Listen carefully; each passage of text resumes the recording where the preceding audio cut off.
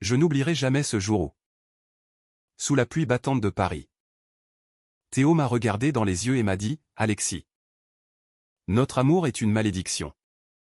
Mais je ne peux pas vivre sans toi. » Ces mots ont transpercé mon cœur comme une lame, révélant les tourments d'une passion interdite dans un monde qui nous jugeait déjà. Et pourtant, c'est à cet instant que j'ai su que notre histoire, faite de secrets et de trahisons, allait nous mener vers un abîme dont nous ne pourrions peut-être pas nous échapper. Je m'appelle Alexis Moreau. Et tout a commencé il y a 5 ans. Dans les rues animées du Marais. Ce quartier vibrant de Paris où la vie semble plus libre, plus colorée. J'avais 23 ans. Fraîchement diplômé en littérature à la Sorbonne. Et je travaillais comme assistant dans une petite maison d'édition. Ma vie était un mélange de café noir, de livres jaunis et de soirées solitaires. Mon père, un homme d'affaires prospère nommé Henri Moreau, avait toujours été distant, absorbé par son empire immobilier qui s'étendait des boulevards haussmanniens aux banlieues chics. Il m'avait élevé seul après la mort de ma mère. Mais notre relation était froide, marquée par des attentes non dites et des silences pesants. C'est lors d'une réception organisée par mon père dans notre appartement de la rue de Rivoli que j'ai rencontré Théo. Il avait 22 ans. Un sourire éclatant et des yeux verts qui semblaient cacher un océan de mystère. Mon père l'avait présenté comme son « protégé ». Un jeune homme qu'il avait recueilli adolescent après la mort tragique de ses parents dans un accident de voiture. Théo avait été adopté légalement par Henri, devenant ainsi mon frère adoptif sur le papier. Mais dès le premier regard, quelque chose d'électrique s'est passé entre nous. Ses cheveux blonds légèrement ondulés. Son allure athlétique forgée par des années de natation. Et cette façon qu'il avait de rire. Tête penchée en arrière. M'ont captivé. Au début, nos interactions étaient innocentes, des discussions tardives sur la terrasse. Partageant un verre de vin rouge sous les lumières de la tour Eiffel au loin. Théo étudiait l'architecture à l'école des Beaux-Arts. Et ses croquis de bâtiments parisiens me fascinaient. Il parlait de ses rêves avec une passion qui contrastait avec ma propre réserve. Paris est une ville qui cache ses blessures sous une beauté éternelle. M'avait-il dit un soir? Ses doigts effleurant les miens par accident ou peut-être pas. Ce contact fugace a allumé une étincelle en moi. Une attirance que je n'avais jamais osé avouer. Même à moi-même. Mais nos sentiments ont évolué. Une nuit. Après une dispute avec mon père sur mon avenir, il voulait que je rejoigne son entreprise. Je refusai pour poursuivre l'écriture. Théo m'a trouvé assis sur les marches de l'escalier, les larmes aux yeux. Il s'est approché, a posé une main sur mon épaule, et m'a murmuré, « Tu n'es pas seul. Alexis. » Ces mots ont brisé les barrières. Nous nous sommes embrassés pour la première fois. Un baiser timide mais chargé d'une urgence réprimée. C'était comme si le monde s'était arrêté. La scène coulant paisiblement en contrebas. Ignorant notre transgression. Pourtant, dès le lendemain, la réalité nous a rattrapés. Théo était mon frère adoptif. Et notre relation était un tabou absolu dans la société française conservatrice. Même dans les cercles progressistes de Paris. Mon père, avec ses valeurs traditionnelles ancrées dans une éducation catholique stricte, n'aurait jamais accepté. Nous avons décidé de garder notre amour secret. Nous voyons en cachette dans des cafés discrets du quartier latin ou dans mon petit appartement loué près de la Bastille. Ces moments volés étaient intenses, des promenades main dans la main le long du canal Saint-Martin. Des dîners improvisés avec du fromage et du pain frais. Des nuits à discuter de Proust et de Baudelaire jusqu'à l'aube. Mais les secrets ont un prix. Théo luttait avec son passé, il m'avait confié que son adoption n'était pas seulement un acte de charité. Henri l'avait sauvé d'un orphelinat. Mais il y avait des rumeurs dans la famille élargie où des cousins éloignés murmuraient que Théo n'était pas un inconnu total. Qu'il y avait un lien plus sombre. Je balayais ces doutes. Trop amoureux pour questionner. Notre relation grandissait en profondeur, Théo me révélait ses peurs les plus intimes. Comme sa crainte d'être abandonné à nouveau. Et je lui ouvrais mon cœur sur mon sentiment d'infériorité face à mon père. Un jour, lors d'une escapade à Versailles, sous les jardins impeccables de le nôtre, Théo m'a avoué, « Alexis. Avec toi. Je me sens complet. Mais si Henri l'apprend, il nous détruira. » Ces mots ont semé la graine du doute. Nous savions que notre amour défiait non seulement la famille, mais aussi les normes sociales. En France, le mariage pour tous était légal depuis 2013. Mais l'acceptation n'était pas universelle. Surtout dans les milieux bourgeois comme le nôtre. Les conflits intérieurs nous rongeaient. Étais-je en train de trahir mon père? Théo se sentait-il coupable d'avoir été accueilli dans cette famille pour ensuite la déchirer? Les mois passaient. Et notre passion s'intensifiait. Nous évitions les regards suspicieux de la gouvernante ou des amis de la famille. Mais un soir, après une fête arrosée au Louvre, où nous avions dansé discrètement parmi la foule, Théo a craqué. Je ne peux plus mentir, m'a-t-il dit, les yeux emplis de larmes. Ton père m'a tout donné. Et je le remercie en t'aimant? C'est de la trahison. J'ai essayé de le rassurer. Mais au fond, je sentais la tempête approcher. C'est alors que la santé de mon père a décliné. Un cancer foudroyant. Diagnostiqué trop tard. Les visites à l'hôpital Cochin devinrent notre routine. Et Théo était là, soutenant Henri avec une dévotion qui me touchait. Mais dans ces moments, nos regards se croisaient, chargés de culpabilité. Henri, affaibli, nous observait parfois avec une lueur étrange dans les yeux, comme s'il devinait quelque chose. À sa mort, le choc fut immense. L'enterrement eut lieu au cimetière du Père-Lachaise, sous un ciel gris typiquement parisien. La famille se rassembla. Des oncles et tantes que je voyais rarement, murmurant des condoléances. Puis vint la lecture du testament par le notaire, dans le salon de notre appartement. À ma stupéfaction, Henri léguait 90% de sa fortune à Théo, son fils adoptif, ne me laissant que 10% et la maison de famille en Provence. Les murmures devinrent des cris. C'est injuste, s'exclama ma tante Louise. Mais Théo, pâle comme un linge, fixait le sol. Ce legs inattendu alluma la mèche. Pourquoi Théo? Était-ce une punition pour moi? Ou y avait-il un secret plus profond? Je me sentais trahi. Non seulement par mon père, mais aussi par Théo, qui n'avait rien dit. Cette nuit-là, seul dans ma chambre, je pleurais de rage et de confusion. Notre amour, déjà fragile, était maintenant menacé par cet héritage qui semait le doute. Théo m'aimait-il vraiment? Ou était-ce une manipulation pour s'assurer une place dans la famille? Les jours suivant l'enterrement furent un tourbillon de suspicions et de confrontations.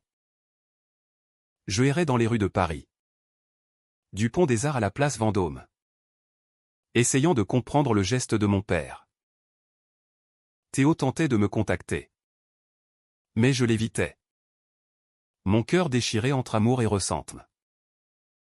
Comment as-tu pu accepter cela sans me dire, lui ai-je lancé lors d'une rencontre fortuite au jardin des Tuileries. Il a baissé les yeux, murmurant, Alexis.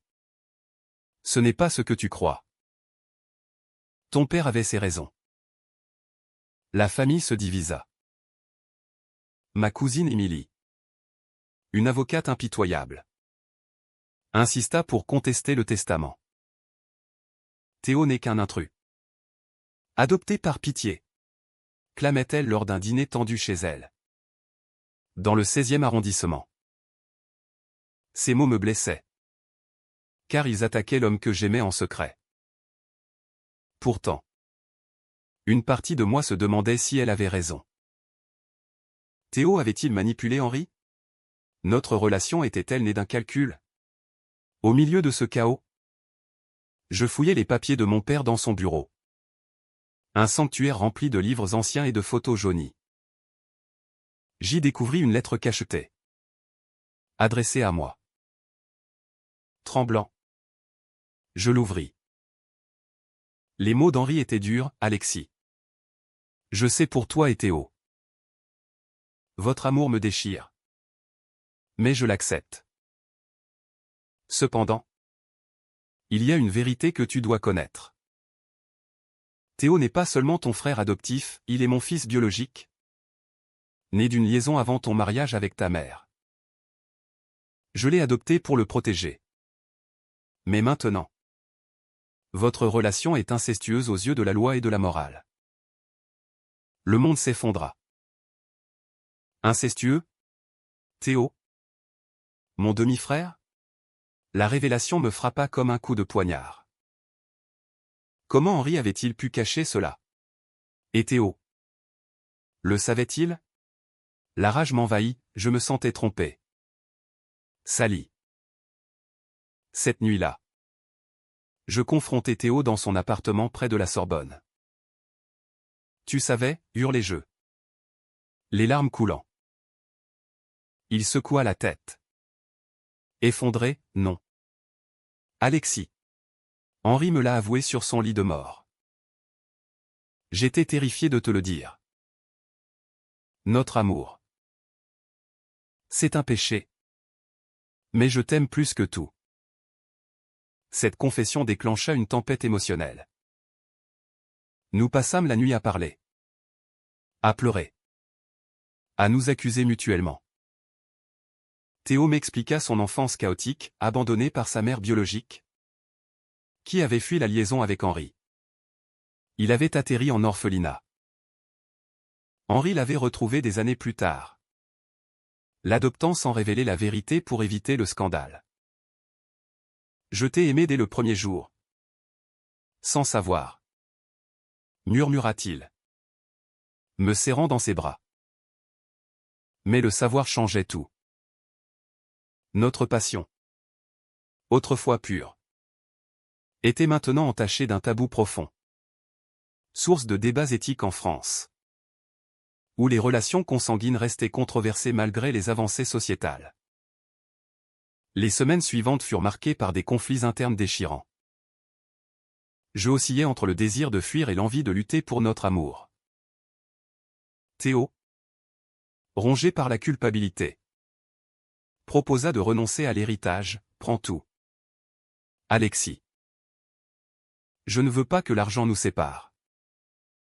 Mais je refusai, ce n'était pas l'argent. C'était la vérité qui nous détruisait. La famille, sentant le malaise, multiplia les pressions.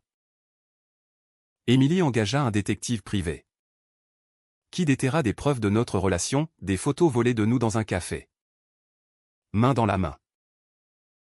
Le scandale éclata lors d'une réunion familiale explosive. Vous êtes des monstres, cria mon oncle Pierre. Un catholique fervent. Henri doit se retourner dans sa tombe. Théo, défendant notre amour. Rétorqua, l'amour n'a pas de frontières. Nous ne savions pas. Mais les mots étaient vains, la société parisienne, avec son mélange de libéralisme et de conservatisme, nous jugeait. Des amis se distancèrent. Des rumeurs circulèrent dans les salons littéraires que je fréquentais. Je me sentais isolé. Questionnant mon identité, étais-je un traître à ma famille? Ou un pionnier de l'amour vrai? Au cœur de cette tourmente, un autre chaos inattendu survint. Théo, accablé, disparut pendant 3 jours. Paniqué. Je le cherchais partout, des berges de la Seine au café du Montparnasse. Je le trouvais enfin sur le Pont-Neuf, contemplant l'eau sombre. J'ai pensé sauter, avoua-t-il. La voix brisée. Sans toi, la vie n'a pas de sens. Mais avec cette vérité, comment continuer? Ces mots me terrifièrent, je réalisai alors la profondeur de sa souffrance. Nous nous embrassâmes sous la pluie. Un moment de pure vulnérabilité, ignorant les passants. Mais la crise n'était pas finie. Émilie, armée de preuves, menaça de porter l'affaire en justice pour annuler l'adoption et l'héritage, arguant que la relation consanguine invalidait tout. C'est pour le bien de la famille, dit-elle froidement. Théo, dévasté, me proposa une solution radicale, partir ensemble. Loin de Paris. Peut-être en Provence. Pour recommencer. Nous pouvons ignorer le sang, c'est l'amour qui compte. Implora Théil. Mais je hésitais. Torturé par la morale. Était-ce égoïste? Allions-nous vivre dans le mensonge éternel? Dans cette période de doute, je me réfugiais dans l'écriture, noircissant des pages sur notre histoire, inspiré des tragédies de Racine ou de Balzac. Théo, de son côté, dessinait des plans d'une maison imaginaire pour nous deux, symbole de notre rêve brisé. Nos discussions devinrent plus profondes, explorant les thèmes de l'identité LGBT en France, les luttes pour l'acceptation, les familles recomposées, les secrets qui empoisonnent. Malgré la douleur, ces moments renforçaient notre lien, nous faisant grandir en maturité émotionnelle. Pourtant, une nouvelle révélation nous attendait. En fouillant plus loin dans les archives de Henri, je découvris un journal intime. Il y confessait son propre tourment, ayant aimé un homme dans sa jeunesse, réprimé par la société des années 70. Il avait vu en nous un écho de sa vie cachée. Le legs à Théo était une façon de réparer, je donne à mon fils biologique ce que je n'ai pu lui offrir openly. Et à Alexis la liberté de choisir l'amour. Ces mots changèrent tout, Henri n'avait pas puni, mais libéré. Armé de cette découverte, je confrontai la famille lors d'une assemblée tendue dans un restaurant du Champs-Élysées. Henri savait tout. Et il nous acceptait. Déclarai-je, lisant des extraits du journal. Le silence fut assourdissant. Émilie, pâle, retira sa plainte. Mon oncle Pierre murmura, peut-être avons-nous jugé trop vite. Ce moment marqua un tournant, la famille, bien que choquée, commença à questionner ses préjugés. Théo et moi, soulagés, sentîmes un espoir renaître. Mais les blessures étaient profondes. Théo luttait avec son identité, être le fils biologique de Henri changeait sa perception de soi. J'ai toujours cru être un orphelin chanceux, maintenant. Je suis un secret vivant. Confia-t-il lors d'une promenade au Luxembourg. Je le rassurai. Mais intérieurement, je me débattais avec la notion d'inceste. En France, les relations entre demi-frères n'étaient pas illégales sinon consanguines directes. Mais le stigma social persistait. Nous consultâmes un thérapeute spécialisé en questions LGBT, qui nous aida à naviguer ces eaux troubles. L'amour transcende le sang, c'est la société qui impose les chaînes. Nos sessions thérapeutiques révélèrent des couches de trauma. Théo parla de son abandon. Moi de mon sentiment d'infériorité. Ces échanges approfondirent notre connexion, transformant notre passion en un lien plus mature, teinté de résilience. Nous recommençâmes à sortir ouvertement, défiant les regards, des dîners à Saint-Germain-des-Prés, des expositions au centre Pompidou. Paris, avec sa tolérance croissante, nous offrit un refuge relatif. Pourtant, un nouveau conflit surgit. Un ancien amant de Théo, un artiste nommé Julien, réapparut. Jaloux de notre relation, il menaça de révéler tout aux médias. Théo m'a promis l'éternité avant toi, cracha-t-il lors d'une confrontation dans un bar du Marais. Théo nia. Mais des textos anciens prouvaient une brève liaison. La trahison me frappa, je me sentis trahi une fois de plus. Comment as-tu pu, hurlai-je, quittant l'appartement en claquant la porte. Théo me poursuivit sous la nuit parisienne, m'attrapant près de Notre-Dame. C'était avant nous. Alexis. Julien ment pour nous détruire. Mais le doute s'insinua. Était notre amour basé sur des mensonges? Cette crise testa notre engagement, Théo jura fidélité. Et après des nuits d'insomnie, je choisis de pardonner, reconnaissant que le passé ne définit pas l'avenir. Le haut trao culmina lors d'une fête familiale en Provence. Dans la maison léguée, entourée de vignes et de lavandes, nous annonçâmes notre relation. Les réactions furent mitigées, certains applaudirent, d'autres partirent. Émilie, repentante, offrit son soutien, l'amour gagne toujours en France. Mais mon oncle Pierre, intransigeant, nous désavoua, c'est contre nature. Ce rejet raviva nos peurs. Mais il nous unit plus fort. Dans cette villa ensoleillée, Théo et moi eûmes une conversation décisive. Partons d'ici. Construisons notre vie, proposa-t-il. J'hésitais, quitter Paris signifiait abandonner mes rêves littéraires. Pourtant, l'amour l'emporta. Nous décidâmes de voyager, explorant la côte d'Azur, Nice et Monaco, où l'air marin apaisa nos âmes. Ces moments romantiques des pique-niques sur la plage, des baisers au coucher du soleil ravivèrent la flamme.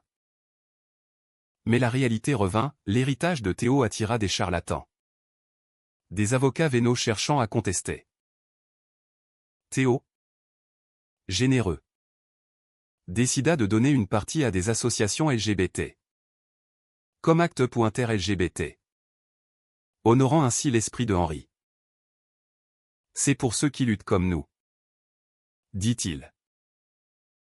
Ce geste humanitaire me toucha profondément, révélant sa noblesse. Au fil des mois, notre relation évolua vers une stabilité émotive. Nous emménageâmes ensemble dans un appartement du 5e arrondissement, près de la Panthéon. Théo poursuivait ses études. Moi mon écriture, j'entamais un roman inspiré de notre histoire, explorant les thèmes de l'identité, du secret et de l'amour interdit. Les critiques internes persistaient des nuits où je me réveillais en sueur, questionnant notre lien mais l'amour prévalait. Un soir, lors d'un dîner avec des amis progressistes, Théo me surprit avec une bague.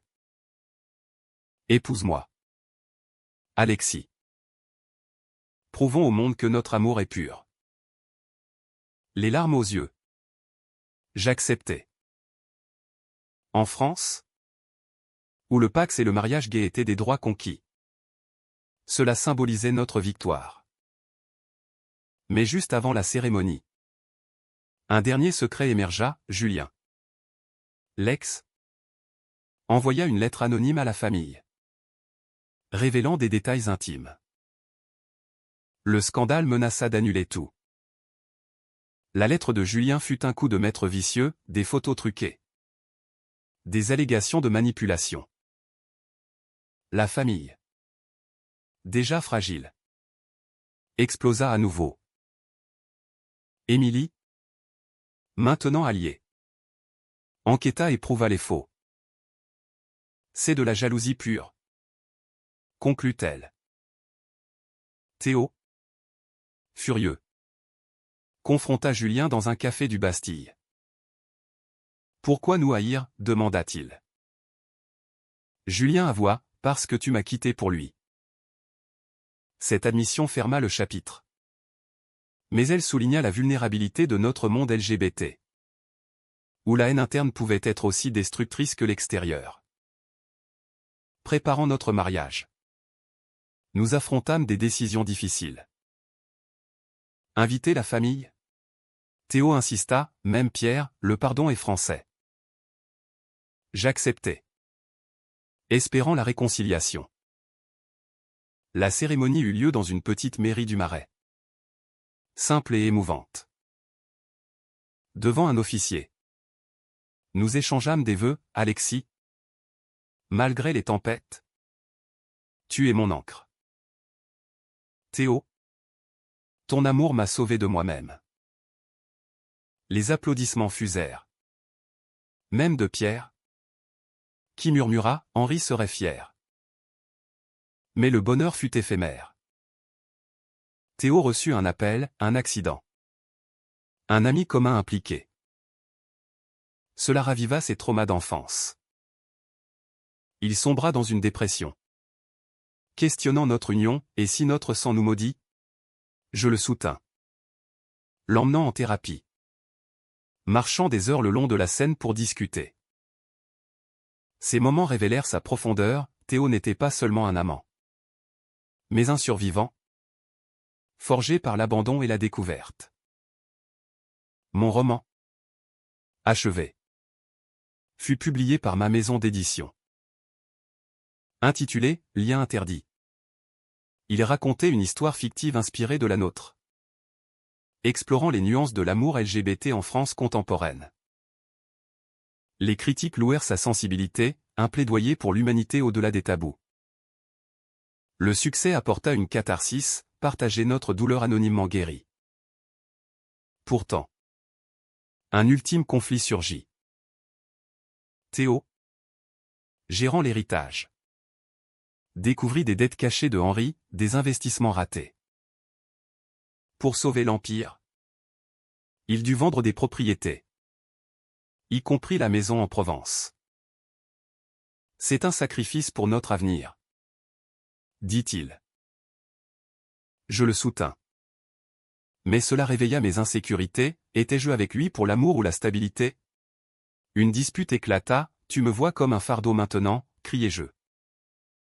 Théo, larmes aux yeux, répondit, non. Tu es ma raison de vivre. Cette crise nous mena à un voyage en Bretagne. Face aux falaises sauvages. Là, sous le vent atlantique, nous renouâmes, des promenades main dans la main. Des confessions au coin du feu. Théo avoua, sans toi, l'héritage n'est rien. Je réalisais alors que notre amour avait transcendé les épreuves, devenant un témoignage de résilience.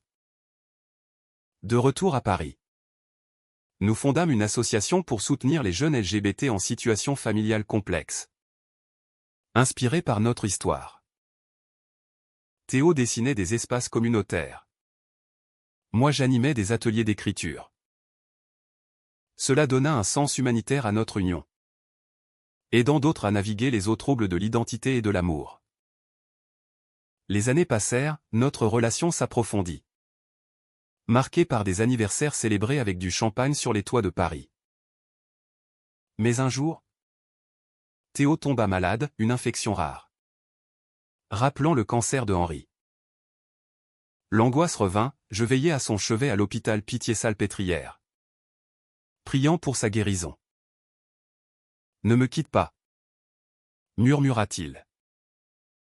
Ces mots ravivèrent notre hook initial, renforçant ma détermination. Théo se remit. Et cet épisode nous rendit plus forts. Nous adoptâmes un mode de vie simple, des week-ends à la campagne. Des lectures partagées. La famille. Réconciliée.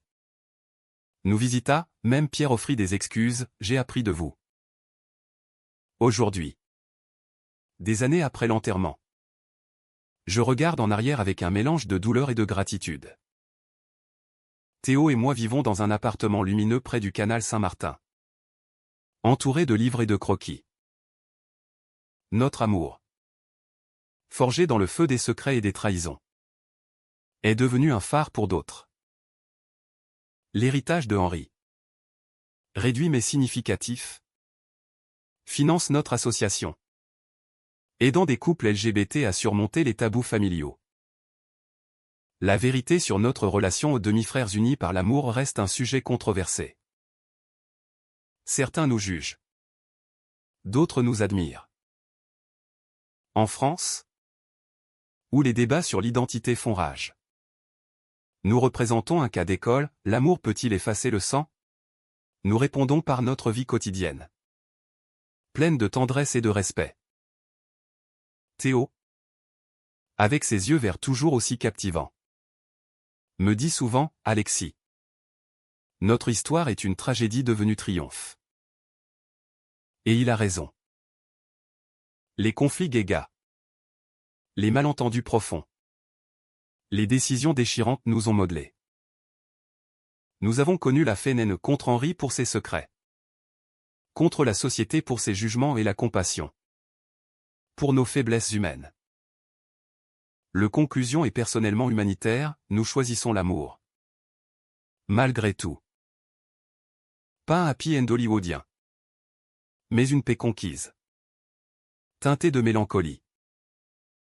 Paris continue de nous envelopper de sa beauté éternelle, rappelant que même dans les ombres, la lumière persiste. Si je pouvais revenir en arrière, je changerais peu. Car sans ces épreuves, notre lien serait superficiel. Théo est mon âme sœur, mon frère d'âme, mon amant. Et dans cette complexité réside la vraie beauté de la vie.